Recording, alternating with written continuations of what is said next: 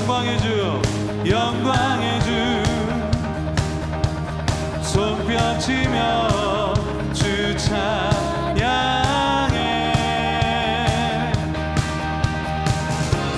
주 백성 자유케 했네. 우리를 구원하셨네. 영원히 손축해, 영원히 찬양해. 그 이름에 합당한 영광을 영원히 손축해, 영원히 찬양해. 그 이름에 합당한 영광을. 높으신 주, 높으신 주, 거룩한 주, 손을 들고 주 찬양해. 위대한 주, 영광의 주,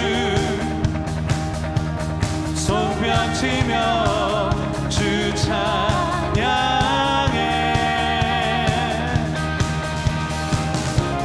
주 백성 자유케 했네. 우리를 구원하셨네. 영원히 손축해, 영원히 찬양해.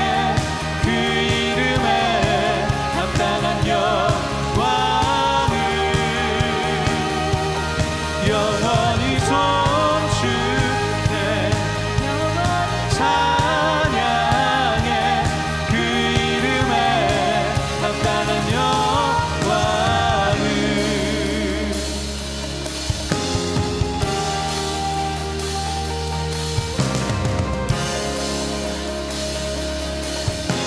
한 번 더 선포합니다.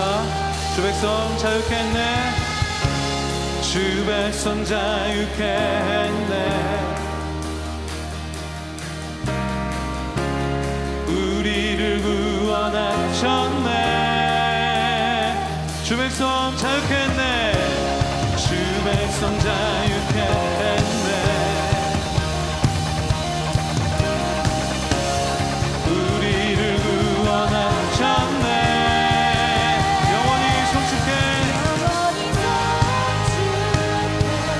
영원히 찬양해. 그 이름에 합당한 영광을 영원히 손축해,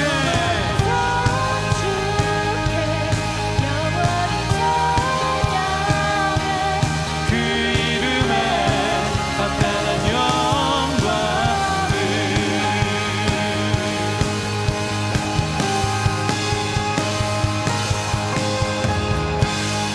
우리 큰 박수로 함께 영광 돌리겠습니다.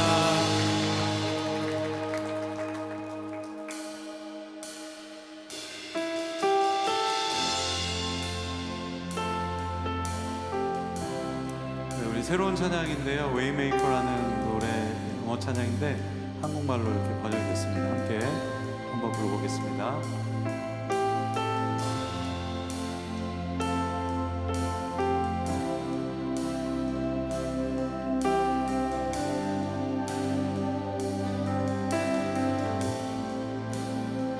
주 여기 운행하시네. 나 경배, 나 경배. 주 여기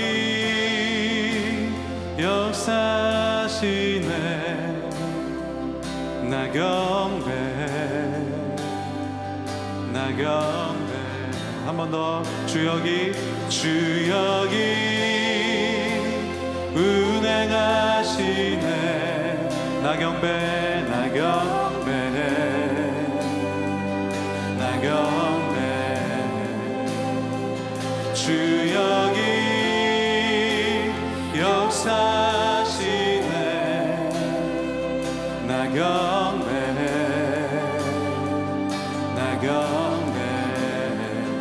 큰 길을 만드시는 주세 큰 길을 만드시는 주 큰 기적을 행하시는 주 그는 나의 하나님 한 번 더 약속을 지키시는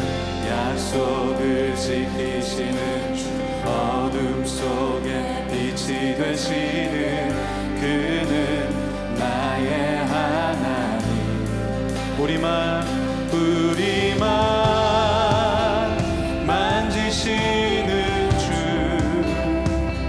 나 곁에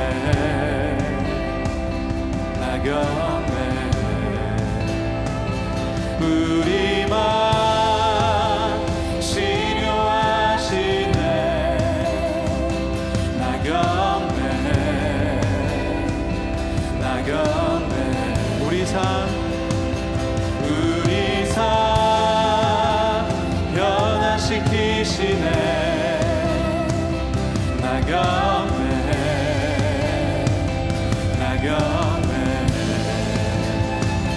우리만 고치시는 주 나 곁에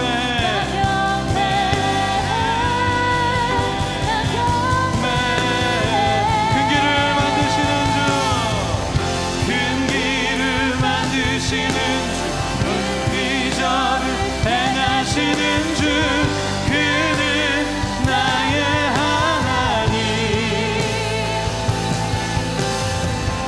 약속을 지키시는 주 어둠 속에 빛이 되시는 그는 나의 하나님 큰 길을 만드시는 주 큰 길을 만드시는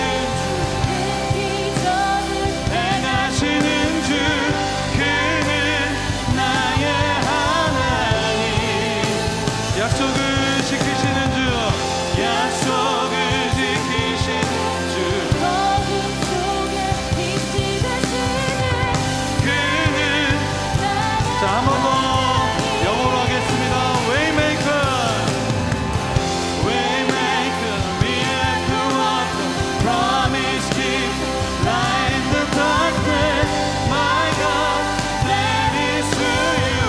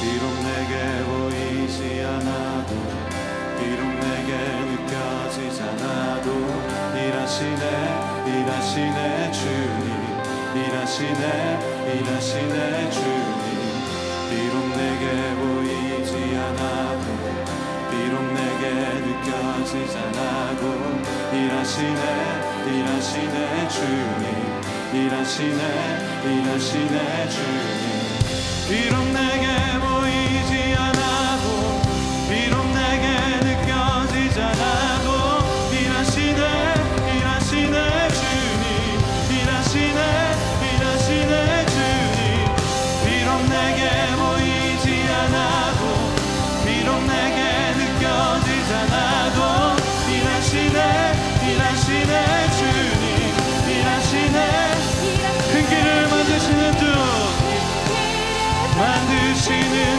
큰 기적 행하시는 주 그는 나의 하나님 약속을 지키시는 주 어둠 속에 빛이 되시는 그는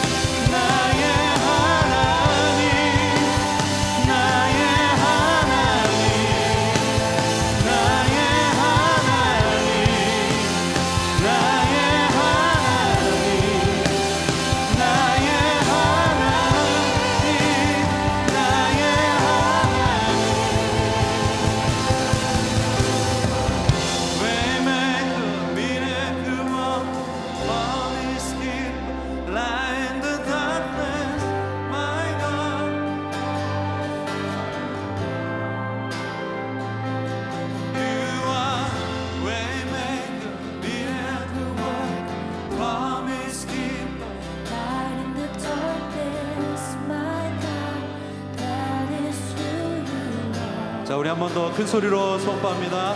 Waymaker, Waymaker.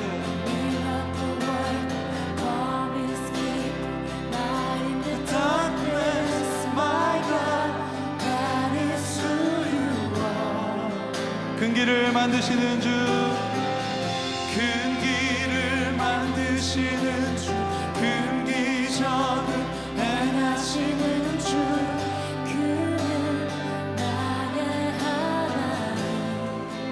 약속을 지키시는 주, 약속을 지키시는 주, 어둠 속에 빛이 되시는 그는 나의 하나님.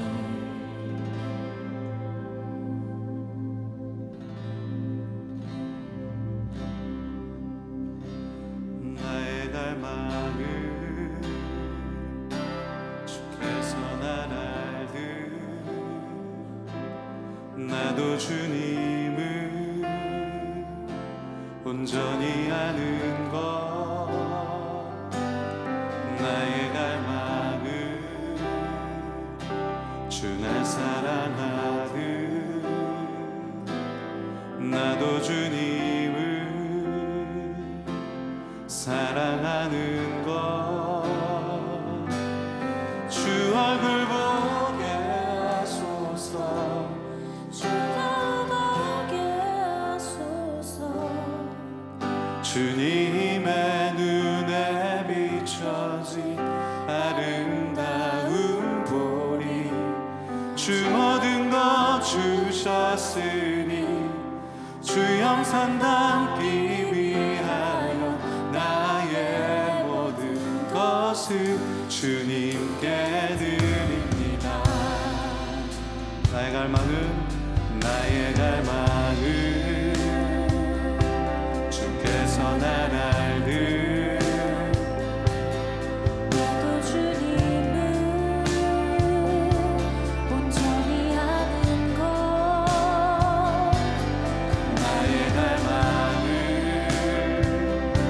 주 날 사랑하듯 나도 주님을 나도 주님을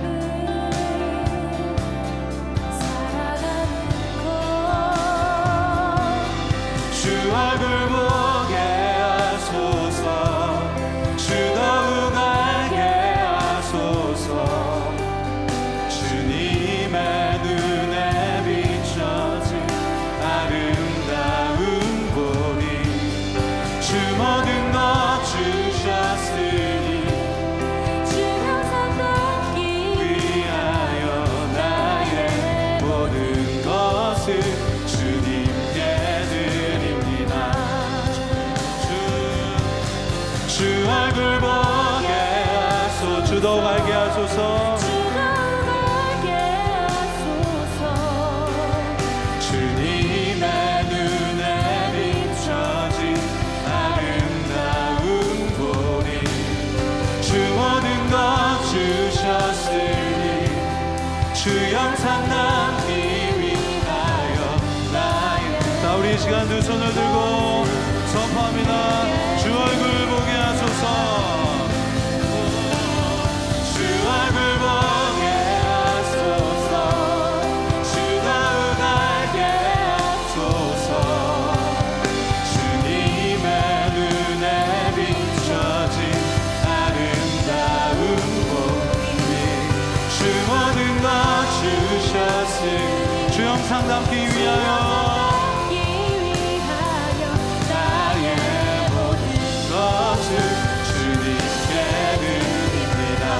자, 우리 이 시간 두 손을 든 채로 함께 기도하겠습니다. 하나님, 주의 얼굴을 보기를 원합니다. 아버지 하나님, 이 예배 가운데 성령으로 충만하게 역사하여 주시옵소서. 이 예배의 주인이 되어 주시고 우리의 길을 예배하시는 하나님, 우리와 함께하여 주시옵소서. 주여 한번 외치고 간절히 기도합니다. 주여, 아버지 하나님, 우리 가운데 주님 은혜를 베풀어 주셔서 하늘의 귀한 그 은혜가 넘쳐날 수 있도록 우리와 함께하여 주시길 간절히 소원합니다. 아버지 하나님, 은혜를 베풀어 주시고 아버지 하나님 성령으로 충만하게 역사하여 주시옵소서. 하나님, 주께서 우리와 함께 하시는 은혜가 우리 가운데 넘쳐날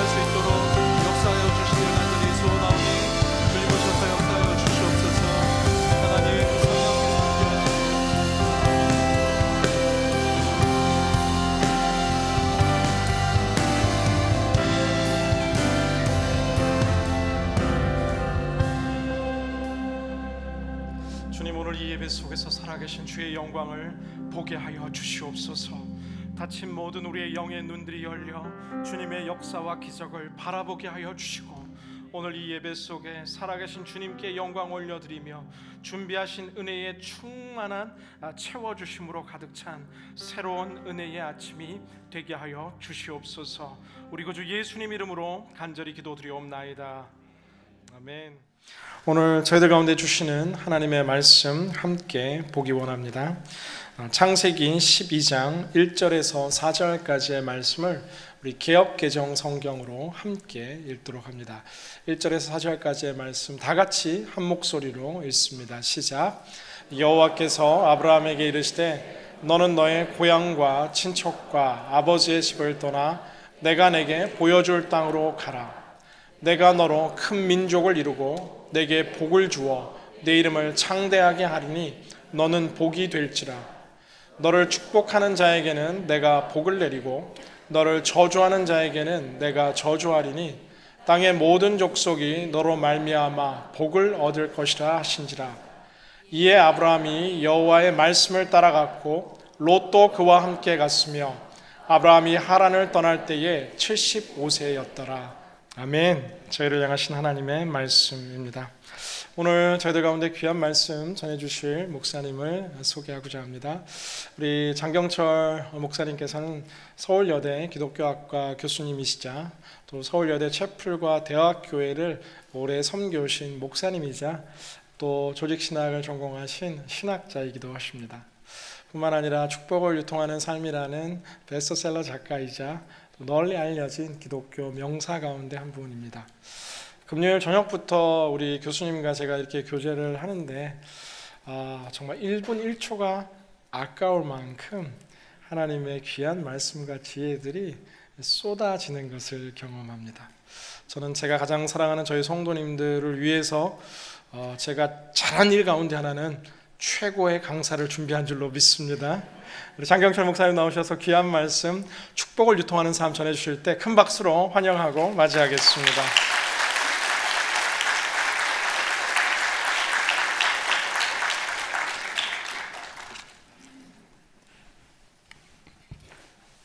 우리 왼쪽 또는 오른쪽에 앉은 분에게 환하게 웃으면서 이렇게 한번 인사할까요? 당신의 인격이 어떠하든지 끝까지 사랑하겠습니다. 이렇게 한번 인사하겠습니다.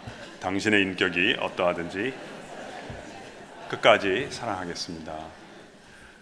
제가 1절을 한 번 더 읽겠습니다. 여호와께서 아브라함에게 이르시되 너는 너의 고향과 친척과 아버지의 집을 떠나 내가 내게 보여줄 땅으로 가라. 우리 성경의 일부분을 같이 한번 따라해 보실까요? 여호와께서 아브라함에게 이르시되.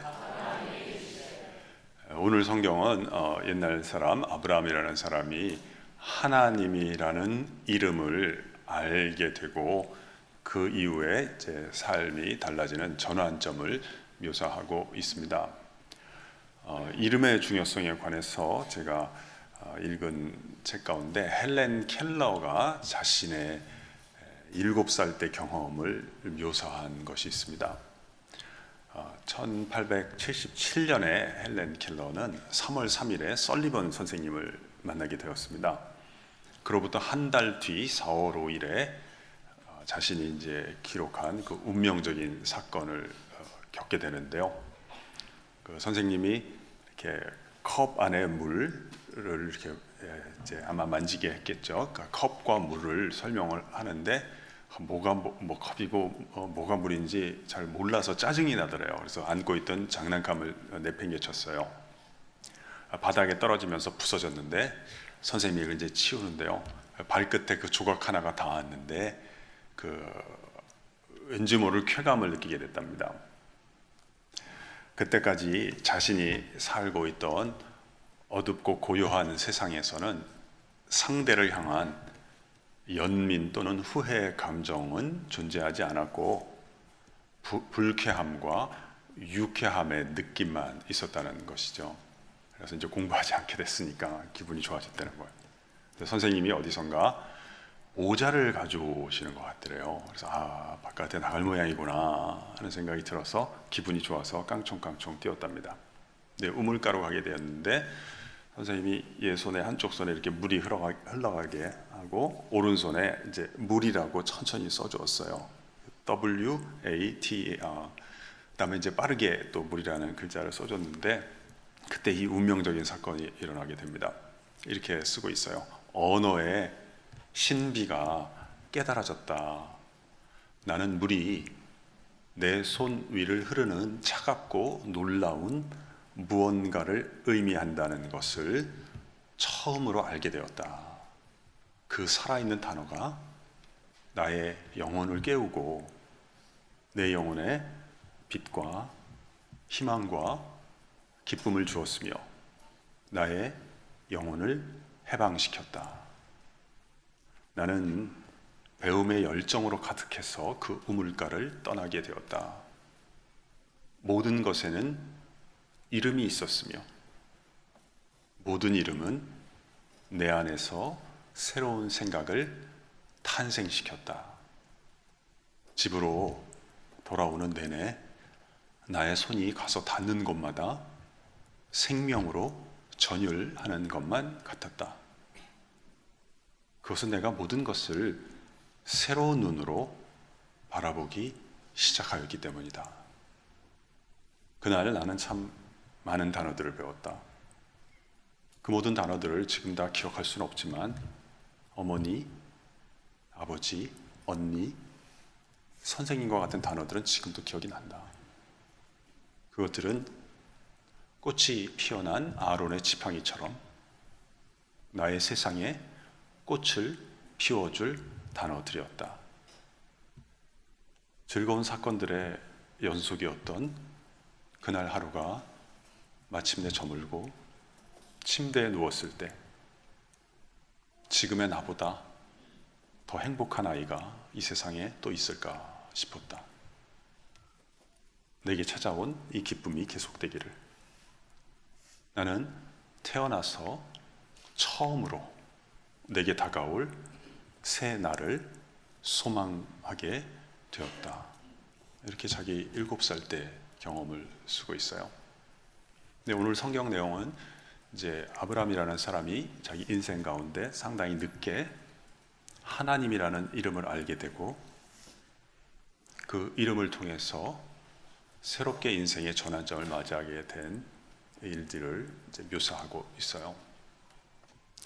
이제 하나님께서 말씀하셨다고 하는데 제가 이런 얘기 좀 해드리고 싶어요. 제가 딸이 셋인데 우리 애들이 어렸을 때 이제 보통 엄마나 아빠가 재워줄 때가 있지 않아요? 우리 애를 재워주는데요. 우리 애가 저보고 이렇게 묻는 거예요. 아빠는 하나님을 더 사랑해요? 아니면 해수를 더 사랑해요? 심각한 순간이죠. 아빠는 물론 하나님을 사랑하지. 그런데 하나님께서는 해수를 사랑하라고 말씀해 주시지. 이렇게 제가 대답했어요. 그랬더니 하나님이 아빠한테 진짜로 말하는 거예요? 아니면 마음에다가만 말을 하는 거예요? 그래서 제가 하나님께서 아빠 마음에다가 진짜로 말씀해 주시지. 이렇게 얘기했더니 하나님이 그러면 아빠한테 경철아, 내 아내와 내 딸들을 사랑하거라. 그러면 아빠가 그 얘기를 듣고 우리한테 와서 해주는 거예요. 그래서 내가 아니라고. 하나님께서 아빠에게 말씀하실 때는 너무나 멋있게 말씀하시기 때문에 내가 너에게 도무지 흉내를 낼 수 없을 정도로 멋지게 말씀하신단다. 그러니까 자꾸 묻지 말고 그냥 빨리 자라. 피곤하지 않냐? 빨리 자라. 그랬더니 한마디 더 하더라고요. 이렇게 얘기하니에요. 경철오. 그래서 야, 그거는 멋있게 얘기하는 게 아니라 목소리만 굵게 이야기하는 거다.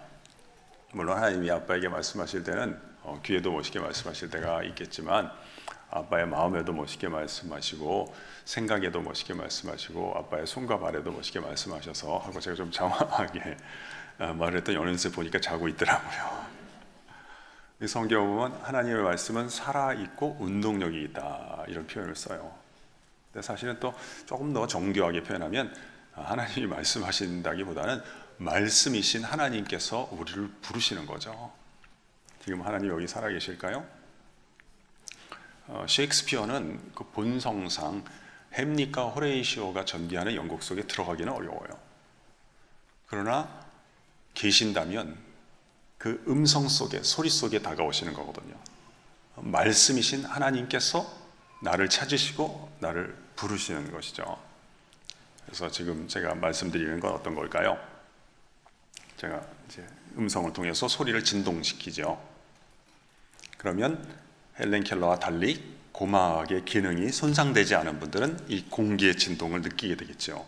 그리고 그것을 자신 안에 있는 의미 있는 진동으로 변환시킬 수 있으면 우리는 누군가의 이야기를 듣는 것이죠. 하나님도 이렇게 고막의 진동을 통해서 말씀하실까요? 뭐 간혹 그럴 수 있겠죠. 배제할 필요는 없겠습니다만 하나님은 우리의 존재와 영혼의 진동을 통해서 말씀하시지요.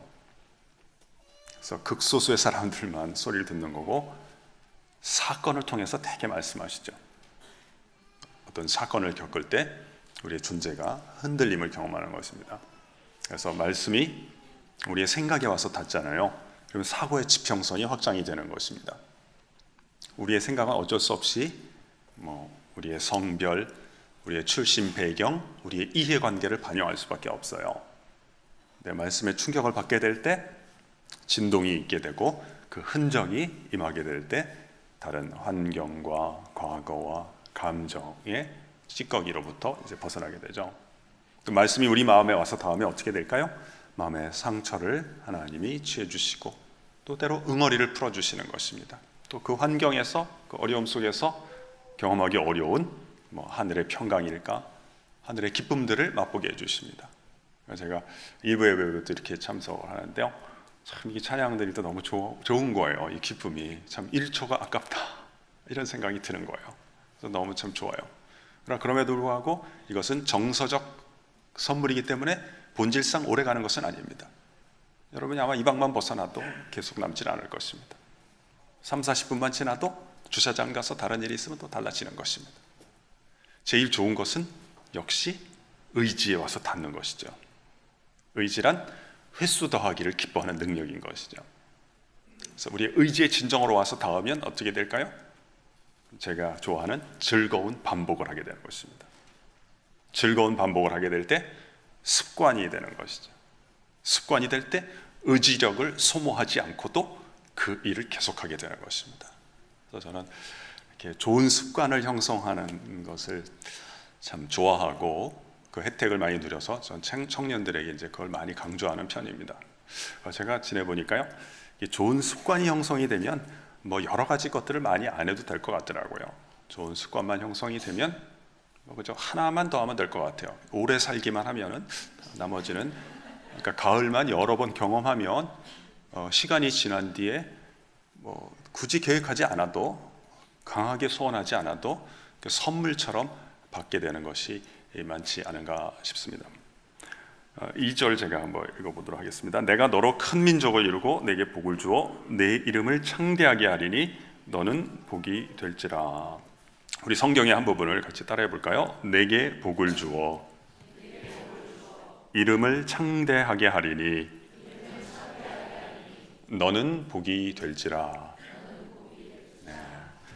참 이 내용도 좋지만 참 표현이 아름답다는 생각이 들어요. 너는 복이 될지라. 그러니까 네가 돈 곁에 있다 가거나 재수 좋은 일이 많이 생길 것이다, 그런 걸 넘어서서 너라는 사람이 복이 돼서 너를 만나는 사람마다 그 혜택을 누리게 되리라 하는 것을 알려주시는 것 같아요. 이 복이란 무엇일까요? 우리가 세상적인 일반적인 의미는 다 직감적으로 알고 있죠. 복이라고 하는 것은 이제 상황에 따라 다른데, 내가 재정적으로 좀 열악하면 돈 생기는 일이 있거나 그런 사업이 있으면 그 복을 받게 되는 것이겠죠. 또 내가 좀 너무 외톨이라면 누군가 내 마음을 헤아려 주는 사람이 있고, 우군이 생기면 그걸 복이라고 볼 수가 있겠습니다. 성경에서는 복을 무엇이라고 표현하나요? 성경에서 복은 하나님의 아름다움과 하나님의 탁월하심이 구체적으로 나의 인격을 통해서 구현된 형태를 복이다라고 부릅니다. 중간에 적는 분들이 계신데 제가 적는 분들 위해서 한 번 더 말씀을 드릴게요. 여러분 이렇게 제 얘기를 너무 이렇게 열심히 들어주시니까 저만 계속 쳐다보니까 조금 부담스럽습니다. 이렇게 주시하고 주목하시는 자세를 보니까 이런 마음이 드네요. 여기 계시는 분들 앞으로 다 잘 될 것입니다만 우리 기록하시는 분들이 조금 더 일찍 잘 되실 것입니다. 복이란 뭐냐? 하나님의 아름다움과 하나님의 탁월하심이 구체적이라는 건 눈에 보이고 들리고 만져지도록 이런 말이죠. 구체적으로 나의 인격 가운데 드러난 형태를 성경에서는 복 또는 복된 인생이다라고 부릅니다. 이 정의를 통해서 느끼시겠죠? 이 복이라고 하는 것은 다채롭게 전개될 수밖에 없는 것입니다. 왜 다채로울까요? 우리 각자가 겪는 고통이 다르기 때문인 것입니다. 나의 고통 가운데서 나는 두 갈래 길 가운데 한 갈래 길을 걷게 됩니다. 고통이 있으면 어떻게 되나요? 민감성이 생기게 되고요. 둔감함이 사라지고 민감성이 사라지게 되고 고통 가운데 마주대야 하는 것은 오래 남게 됩니다. 머물게 됩니다. 그래서 하나님 없이 그 고통을 겪게 되면 그때 그 상황이나 인물이나 그 경험이 응어리가 돼서 남게 될 수 있습니다. 그러나 하나님과 함께 그 고통을 겪게 되면 그 고통이 재료가 돼서 그 고통이 없었더라면 내가 맛보거나 진입하지 못했을 하나님의 아름다움과 탁월함을 경험을 하게 됩니다. 그래서 하나님은 정부가 우리를 대하듯이 대하는 게 아닙니다. 대량 생산하듯이 대하는 게 아니라 모두를 다르게 인도하시기 때문에 각기 다른 고통 가운데 하나님을 의지하게 될 때 고난받지 않았으면 결코 누릴 수 없었던 나만 아는 하나님의 아름다움과 탁월함이 있게 되겠죠. 물론 내가 없다 할지라도 그러한 하나님의 탁월하심과 아름다우심이 사라지는 것은 아니나 내가 그것을 경험하고 고백하고 증언하게 될 때 나의 고백과 증언이 없다면 결코 드러나지 않았을 하나님의 아름다우심과 탁월함이 나의 인생을 통해서 드러나고 계시되는 혜택을 누리게 되는 것입니다. 그래서 저는 오늘 한 분 한 분에게 여러분 각자의 고통을 통해서 주시는 하나님의 아름다움과 탁월하심, 그걸 내가 개별적으로 인격적으로 체험하고 구체적으로 드러내는 인생을 한번 살아보시기를 권면해드리고 싶습니다. 다른 게 이제 그 고통부터 시작을 해야 되는데요. 저 같은 경우는 이사야 50장 4절을 제가 참 좋아합니다. 제가 좋아한다는 건 어떤 고통이 있는지를 암시하는 건데요. 이사야 50장 4절이 이렇게 됩니다. 주 여호와께서 학자의 혀를 내게 주사 말로 어떻게 곤고한 자를 위로할 줄을 알게 하시고 아침마다 나의 귀를 깨우치시되 학자같이, 여기서 학자는 무슨 스콜라를 얘기하는 게 아니라 배우는 사람, 학자같이 알아듣게 하시는도다. 그래서 저는 이게 좋은 책을 읽거나 좋은 얘기를 듣거나 강의를 듣는 게 너무 행복하고, 거꾸로 얘기하면 지루한 얘기 들을 때 미치겠어요. 더 미치겠는 거는 제가 어떤 얘기를 할 때 이렇게 잘 들어주시면 감사한데 막 상대방이 지루하면 너무 자책감이 들고요. 끝난 다음에 뛰어내리고 싶습니다. 너무 화가 나는 거예요. 근데 아무튼 사람마다 자기 고통이 있고 그 고통을 통해서 하나님이 이 고통이 없었더라면 내가 누리지 못했을 혜택을 옮기게 하는 것인데요. 그래서 제 삶의 소원은 뭐냐? 뭐가 되는 게 아니고요. 저를 만나는 사람, 특별히 저의 강의를 듣거나 저의 설교를 들으시는 분들마다 하나님으로부터 큰 축복을 받아서 다 잘 되는 것이 저의 인생의 소원입니다. 그래서 여러분 오늘 짧게나마 제 설교를 들으시는데요. 그 이유 하나만으로도 우리 하나님으로부터 큰 복과 혜택을 누리실 수 있기를 주의 이름으로 축원합니다. 그래야만 제 인생의 소원이 이루어지는 것입니다. 솔직하게 말씀드리면 뒷부분도 있는데 진짜 소원은 저를 만나는 분들이 다 잘 되시고요. 그분들이 크게 잘 될 때 제가 그 사람들 덕 좀 보면서 살아가는 것입니다. 그래서 여러분 크게 잘 되실 때 제가 여러분들 덕 좀 보는 날이 왔으면 하는 마음도 있습니다. 항상 이 뒷부분은 아멘이 잘 안 나오더라고요. 그래서 멜기세덱처럼 살고 싶어요. 두 절 뒤에 14장 19절에 보면 멜기세덱이 아브라함을 이렇게 축복해 주는 장면이 있는데 그게 또 좋더라고요. 이렇게 얘기해요. 그가 아브라함에게 이르되 천지의 주제이시오 지극히 높으신 하나님이여. 여기 있는 이 아브라함에게 복을 내려 주옵소서. 이 장면이 참 좋았어요.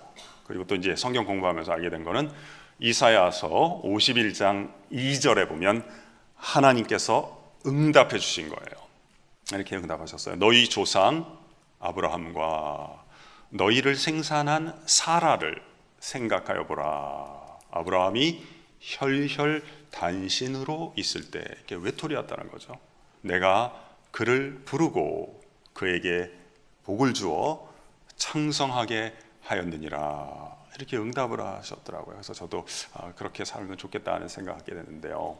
사실 저는 뭐 이렇게 부흥사 목사님들 같은 스타일은 아니에요. 이렇게 기질도 조용한 편이고 그런 걸 잘 못합니다만, 오늘은 제가 창세기 14장 19절 제가 말씀에 의지해서 한번 복을 빌어드리고 싶습니다. 천지의 주제이시오 지극히 높으신 우리 하나님이여, 이 자리에 믿음으로 나온 우리 사랑하는 교우들 한 분 한 분, 또 한 가정 위에 주님께서 친히 복을 내려 주옵소서. 여러분 마음에 아멘 하신 바대로 여러분이 하나님의 혜택과 복을 풍성하게 구체적으로 누리시고, 또 만나는 분들에게도요 이것을 전파하시고 유통하실 수 있기를 주의 이름으로 축원합니다. 조금 구체적인 적용에 관한 거 하나 살피고 3절로 가고 싶습니다. 여러분 가운데 하나님의 축복을 유통하는 삶, 뭐 그런 단어로 생각해 본 적은 없으나 저도 다른 사람에게 유익을 끼치면서 살고 싶다, 그런 소원은 있었는데 그게 잘 안 된다, 이런 고민이 혹시 있는 분이 계신다면 제가 조금 도움이 됐으면 합니다. 먼저 제가 답을 드리기 전에 먼저 그분이 계신다면 그런 분을 축하해 드리고 싶어요.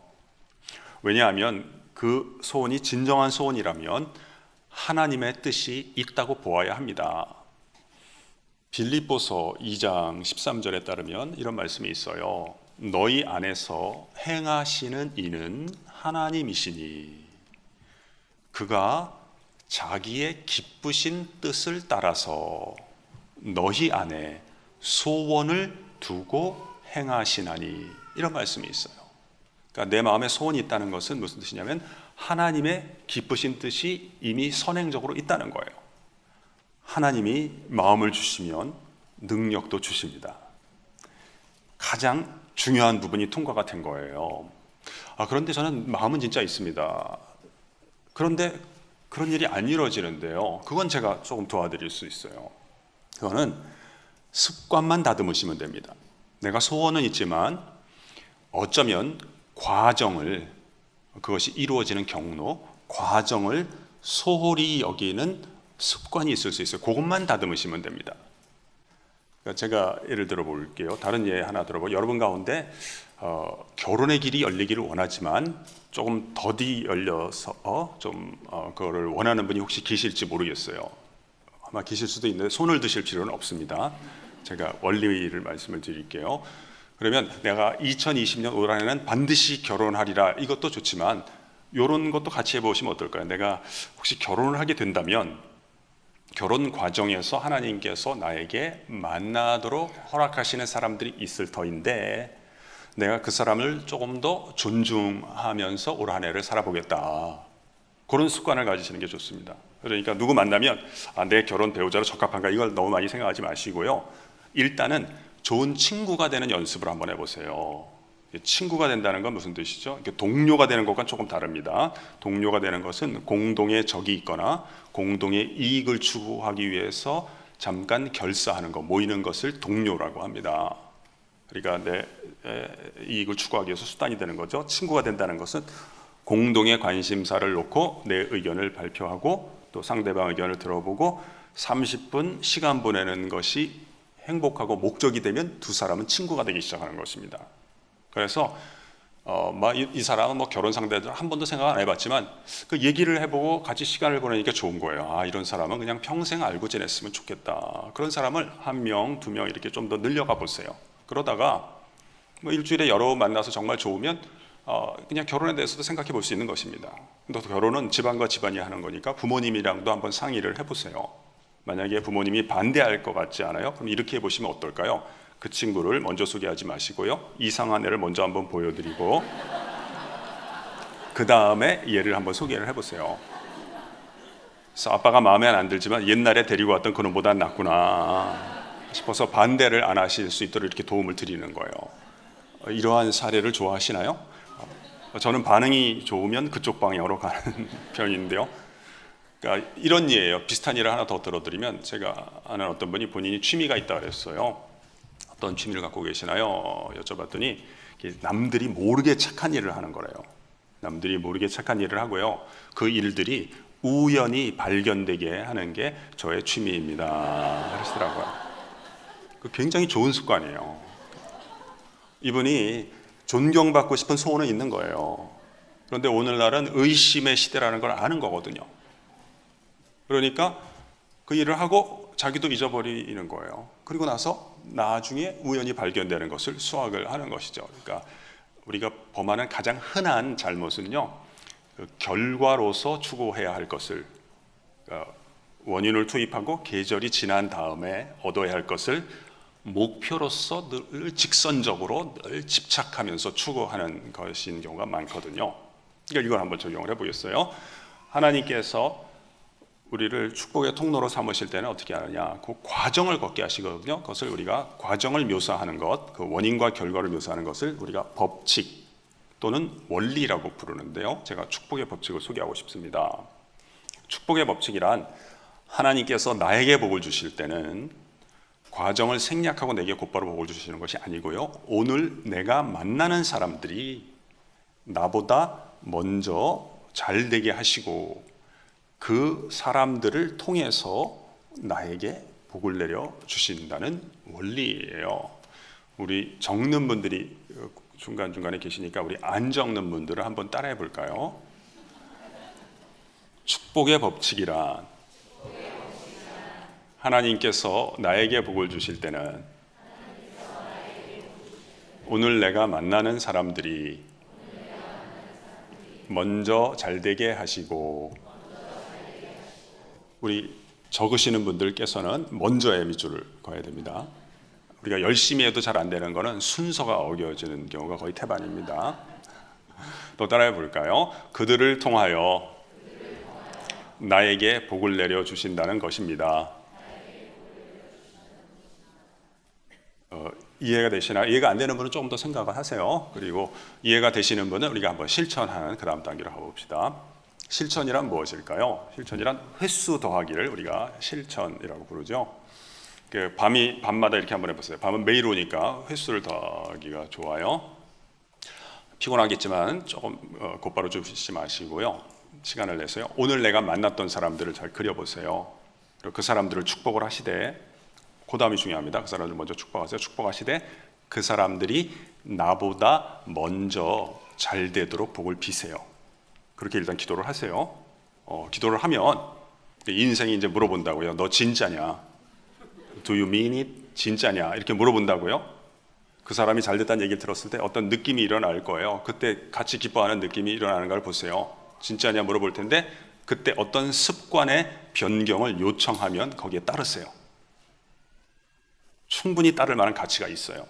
또 내일 출근해서 만날 사람들을 또 생각해 보세요. 그리고 그 사람들 축복하세요. 시간이 없으시면 매일 자주 만나는 사람부터 우선적으로 하세요. 그리고 그 사람들 축복하되, 그 다음이 중요하죠. 그 사람이 나보다 먼저 잘 되도록 복을 비세요. 그렇게 기도를 하세요. 또 인생이 물어본다고요. 너 진짜냐? 그 사람이 잘 됐을 때 네가 잘 돼서 난 좋다 이렇게 말을 하세요. 그 입술이 안 떨어지는 사람들이 있을 거예요. 습관을 한번 바꿔보세요. 충분히 바꿀 만한 가치가 있어요. 그리고 오래 사세요. 그리고 좀 재수없는 애들이라도 관계를 죽이지 마세요. 가을을 한 서너 번 겪겠다 이렇게 생각하세요. 그리고 은총처럼 잊어버리고 사세요. 은총처럼 선물로 주어지는 것을 받으세요. 이게 우리로 하여금 3절로 인도하는데요. 3절 제가 읽어보겠습니다. 너를 축복하는 자에게는 내가 복을 내리고 너를 저주하는 자에게는 내가 저주하리니 땅의 모든 족속이 너로 말미암아 복을 얻을 것이라 하신지라. 우리 성경의 한 부분을 같이 따라해 볼까요? 내가 복을 내리고 내가 저주하리니 땅의 모든 족속이 너로 말미암아 복을 얻을 것이라. 자, 이렇게 말씀이신 하나님께서 이렇게 약속까지 해주셨으니까 이루어 주실 줄로 믿습니다. 데살로니가서에 보는 말이죠. 우리가 쉬지 않고 너희에게 감사함은 너희가 살아계신 하나님의 말씀을 받을 때 사람의 말로 받지 아니하고 하나님의 말씀으로 받음이니 진실로 그러하다. 이 말씀이 너희 믿는 자 속에서 역사하느니라. 근데 이제 하나님은 이제 하나님의 부르신 말씀이신 하나님이 우리를 부르실 때 소통을 하면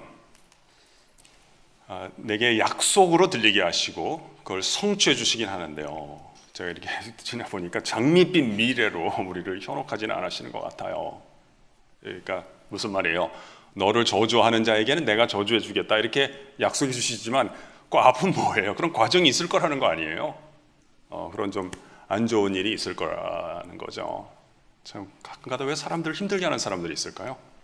잘 모르겠어요. 근데 어떤 책에 보니까 이런 게 읽어보니까 그럴 수도 있겠다 싶어요. 어떤 경우에는요, 나는 너무 존재감이 없다, 자신에게 존재감이 없다고 하는 모호한 의식이 생기는 경우가 있대요. 두 번째는 나도 존재감 있는 사람이 되어야겠다는 결연한 의지를 가지게 된다는 거예요. 이 세 번째가 되면 제일 나빠지는 건데요. 세 번째가 되면 내가 거칠고 오만하게 행동을 하면 나도 존재감이 있는 사람이 될 수 있다고 하는 오도된 믿음이 생긴다는 거예요. 그러니까 그런 어려운 일을 겪을 때 맡기라는 거예요. 내가 저주할 테니까 나에게 맡겨라. 제가 아까 빌립보서 2장 13절을 말씀을 드렸는데요. 사실은 14절도 같이 말씀을 드려야 했어요. 너희 안에 행하시는 이는 하나님이시니 그가 자기의 기쁘신 뜻을 따라서 기쁘신 뜻을 위하여 너희 안에 소원을 두고 행하시나니 모든 일에 원망과 시비가 없이 하라 이렇게 말씀하세요. 젊은 날에 불운한 일, 실수, 실패가 없을 수 없습니다. 그것은 우리의 인생을 곪게 하지 않습니다. 그러나 한때 실수나 실패를 불운을 인생 전체의 파멸로 몰고 가는 습관이 있다면 그것은 원망하는 습관인 것입니다. 그래서 아마 좀 더 정교한 분들을 본인 안에서 자각하실 텐데요. 하실 수만 있으면 교만에서 쾌감을 얻으려고 하고 원망에서 위로를 얻으려고 하는 그 습관들을 잘 가려내셔서 이겨내세요. 다른 사람이 나보다 잘 될 때 기뻐해 줄 줄 알고 조금 섭섭한 일이 있을 때 매듭지는 능력을 길러보세요. 서로 사랑을 잘하기 원하신다면 좀 섭섭한 일이 있고 미움이 있을 때 그걸 뭐 회피하려고 하지 마시고 없앨 수 없으니까 없애려고 하지 마시고 그냥 매듭짓고 오래 사세요. 나머지 남는 것들이 진짜 사랑이 될 것입니다. 실망스러운 일들이 있을 거예요.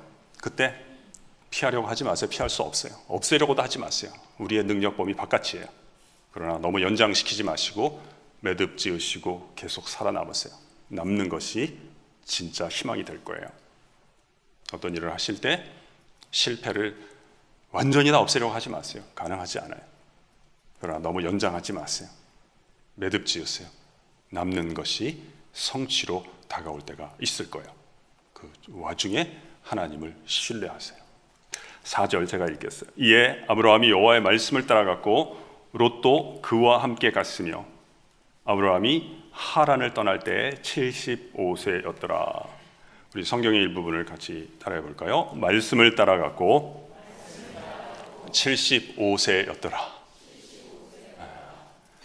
헬렌 켈러가 물이 자기 손 위를 흘러가는 차갑고 놀라운 무언가를 의미한다는 것을 알고 난 다음부터 모든 것에 다 이름이 있구나. 자기 손이 가서 닿는 곳마다 거기 누군가가 있고 무언가가 있다는 것을 알고 생명으로 전율한다. 그러면서 인생이 참 달라지게 됐어요. 아마 이 아브라함이라는 사람이 아마 자기 자서전을 썼다면 그 책 가운데 이런 구절이 아마 들어가지 않았을까 싶어요. 나는 하나님이라는 이름이 내 영혼을 흐르는 놀라운 실제를 의미한다는 것을 처음으로 알게 되었다. 뭐 이런 것들이 들어가지 않았을까 싶어요. 그러면서 자신의 인생 가운데 새 지평이 열리게 됐는데요. 이 시간 우리를 부르신 하나님께서는 한 사람 한 사람 개별적으로 인격적으로 부르시고 진정으로 사랑해 주시는 줄로 믿습니다. 그래서 그 하나님의 사랑을 제가 너무 좋아하는 책 고통의 문제라는 책에 그 3장에 하나님의 선함장이 있는데요. 그 부분 제가 옮기고 기도하겠습니다. 하나님께서 여러분을 사랑하신다는 것은 말 그대로 하나님께서 여러분을 사랑하신다는 것입니다. 우리에게 무관심한 나머지 사심 없이 우리의 복지에 신경을 쓰신다 하는 그런 뜻이 아니라 두렵고도 놀라우며 참된 의미에서 당신을 사랑의 대상으로 삼으셨다는 뜻입니다. 여러분은 사랑의 하나님을 만나기를 원하였습니다. 그 하나님이 여기에 계십니다.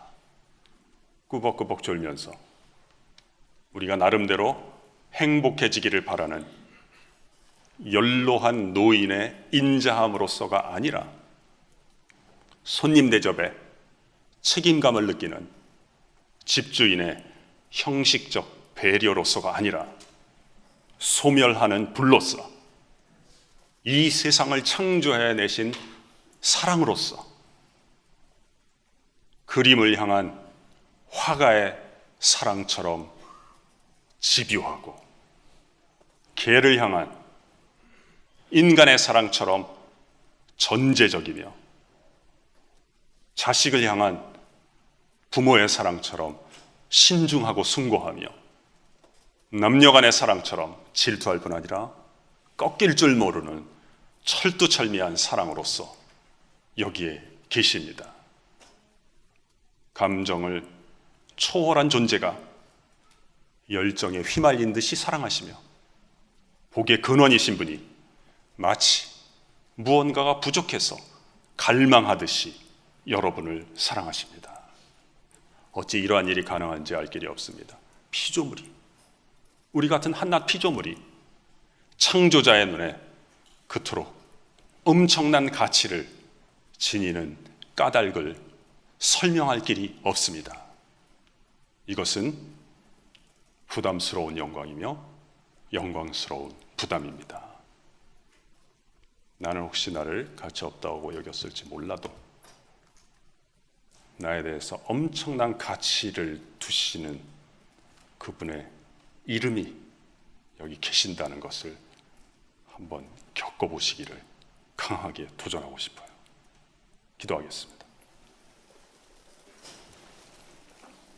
하나님 아버지, 하나님께서 이미 소중하게 품으셨고 당신 자신을 주시기까지, 당신 자신을 비용으로 지불하기까지 사랑한 연약한 피조물, 하찮은 피조물이지만 당신의 영혼들을 당신의 품으로 불러주셨습니다. 이 시간 말씀이신 하나님의 부르심에 응답하게 하시고 그 이름을 알고 이름을 부르고 이름과 동행할 때 과거와 실패, 가슴 아픈 응어리에서 그 예속에서 자유함과 해방하는 역사를 체험할 수 있도록 주께서 인격적으로, 개별적으로, 강권적으로 역사하여 주옵소서. 예수님의 이름으로 기도합니다. 아멘. 우리 교수님 귀한 말씀 저희 가운데 선포해 주셨는데요. 오늘 1부, 2부, 3부하고 4부까지 4번 이제 설교를 하시게 되는데 우리 감사와 축복의 박수로 교수님을 함께 해보겠습니다. 이 시간 저희가 마지막 한번 기도했으면 좋겠습니다. 우리가 눈을 감고 가슴에 손을 얹은 채 우리의 심령을 위해서 기도하기 원합니다. 우리의 이름을 불러주시는 은혜로 인해 감사하고, 그러나 우리의 모든 고통과 우리의 모든 절망에서 우리를 자유케 하실 뿐 아니라 주님 진정한 하늘의 축복을 누리고 나누고 유통하는 자로 살게 하여 주시옵소서. 주여 외치며 오늘 말씀 붙들고 함께 기도하며 주님께 나아갑니다. 주여. 사랑과 내가 풍성하신 아버지 하나님, 오늘도 우리의 모든 마음과 오늘 우리의 모든 삶 가운데 주님 나아가기 원합니다. 주님 우리의 모든 삶, 공고한 삶의 자리자리마다 함께하는 아버지의 은혜와 사랑을 기억하게 하여 주님의 은혜와 사랑, 주의 사랑을 흘려보내는 축복의 통로로 저희가 우리가 살게 하여 주시옵소서. 오 주님이 봐여 주시옵소서. 오 주님이 봐여 주시옵소서. 함께하는 하나님의 사랑, 함께하는 주님의 사랑, 주님 우리의 모든 삶과 주님 채워지게 하여 주시옵소서. 아버지 하나님 지나치는 감사합니다. 주님 우리의 마음을 채워주시옵소서. 오 주님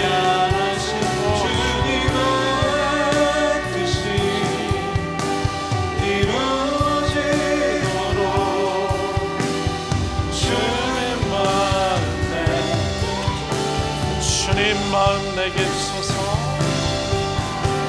주님 마음 내게 주소서. 내 아버지 주님 마음 내게 주소서. 나를 향하신 주님의 뜻이 이루어지도록 주님 마음 내게 주소서. 함께 자리에서 일어나셔서 처음부터 함께 찬양합니다. 보소서 주님 나의 마음을 선한 것 하나 없습니다. 그러나 내 모든 것 주께 드립니다. 사랑으로 안으시고 날 새롭게 하소서. 주님 마음 내게 주소서. 주님 마음 내게 주소서. 내 아버지 주님 마음 내게 주소서. 나를 향하신 주님의 뜻이 이루어지도록 주님 마음 내게 주소서. 주님 마음 내게 주소서. 주님 마음 내게 주소서. 내 아버지 주님 마음 내게 주소서.